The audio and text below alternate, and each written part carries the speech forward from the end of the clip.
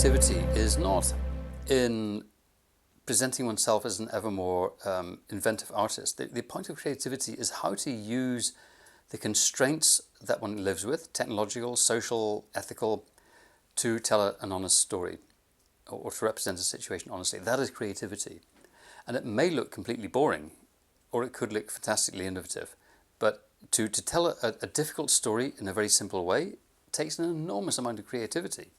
The fact that it looks very simple belies the creative process behind it.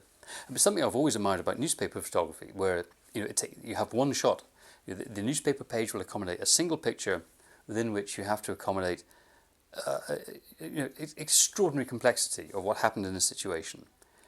And to me, the newspaper photographer who can reduce the complexity of the world into a single picture which can be read at a glance very quickly, just like that.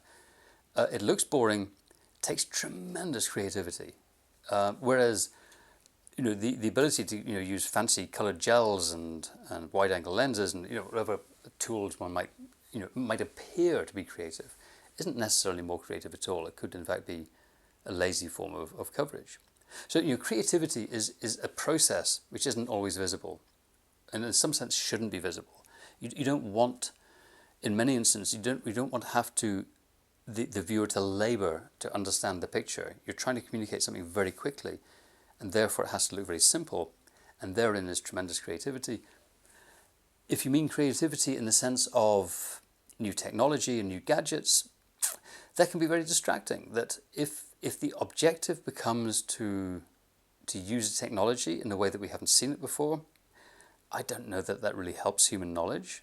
It helps us understand the medium. So those of us who are struggling to move into the 21st century and to use different tools at our disposal, we need to understand these things, but just using them for the sake of them is not necessarily creative. So I think creativity can become a trap. And very often, the stuff which is actually the most creative looks the simplest.